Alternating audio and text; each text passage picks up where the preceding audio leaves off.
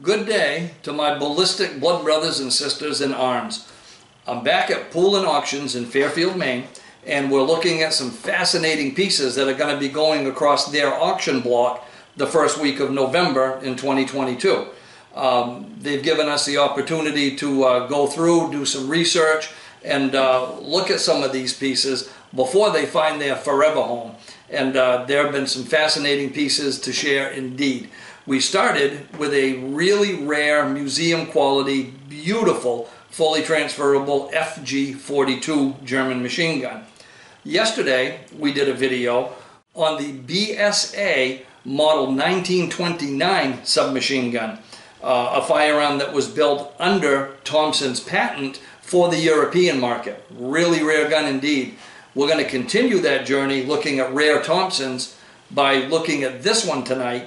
And this is the Thompson Model T2, serial number T2. This is not a gun similar to, but the actual gun utilized in the T2 trials at the Aberdeen Proving Grounds.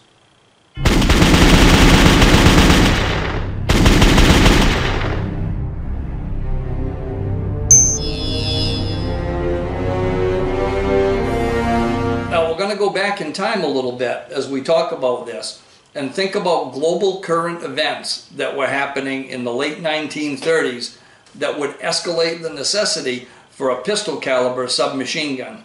And by 1939, as the German army was advancing all across Europe, both the US military and the British military realized that we were going to need something like this sooner than later.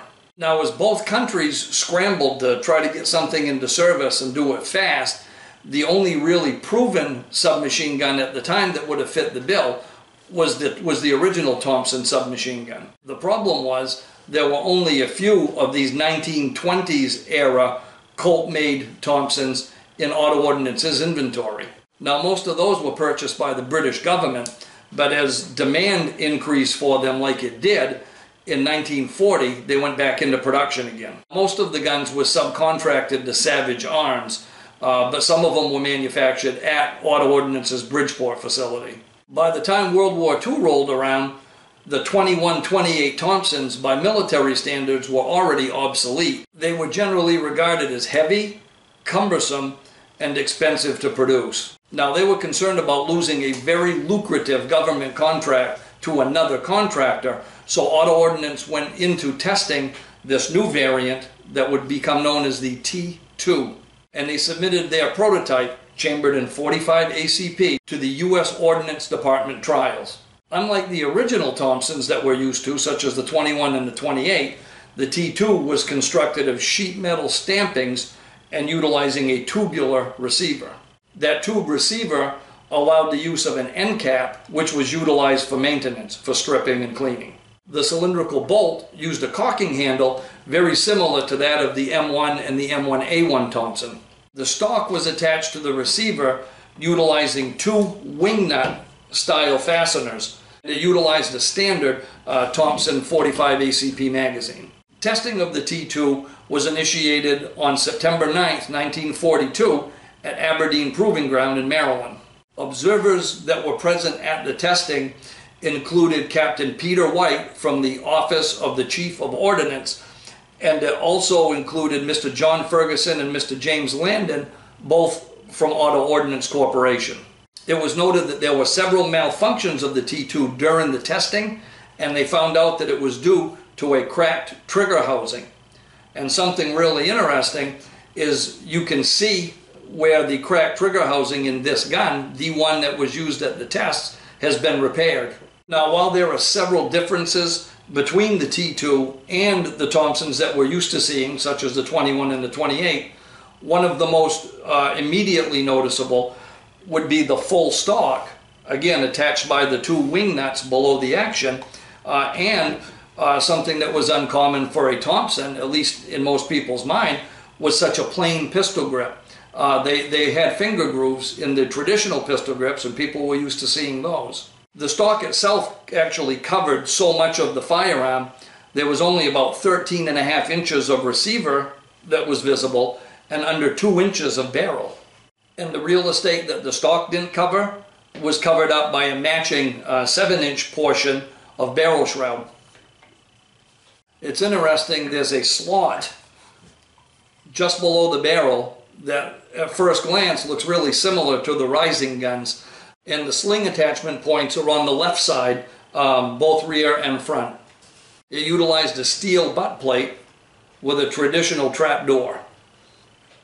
The front sight is a fixed blade that looks very similar to that's on the cuts compensators of the 21 and 28 Thompsons, and the rear sight is a folding peak with an additional notch. And the mag release for a Thompson is extremely simple. It's just a piece of bent metal with a knurled surface on the bottom. It also had a safety in the form of a cross slide right behind the trigger below the trigger guard. And charging the firearm was accomplished utilizing the right side knurled reciprocating charging handle. The gun is stamped on top of the receiver, Thompson submachine gun, caliber 45, T2, Auto Ordnance Corporation, Bridgeport, Connecticut, USA. So how cool is that? Another extremely rare Thompson, serial number T2, one of only 2 in private hands, the actual gun used in Aberdeen proving grounds at the trials. And with this, we'll wrap up the really interesting Thompsons that I wanted to share with you before the auction day. Now, notice I said wrap up the Thompsons that I want to share, not firearms, because I've got a few more firearms that I definitely want to share. One of them, hopefully the next video that we do, is going to be a Stoner 63A. And this thing is fed up as a left-hand feed belt fed, and it is an absolutely beautiful gun. I have a soft spot for the Stoner system anyway.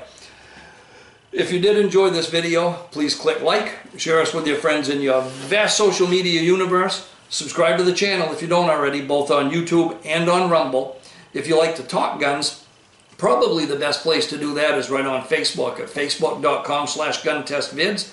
And don't forget to check out the really cool new merch we have, the t-shirts that the folks at Bunker Branding are making for us. They're really nice and their service is lightning fast. Anyway, I'm going to get back to work. I'm going to start working on that Stoner video, and hope to see you again soon. Till next time, have fun and be safe.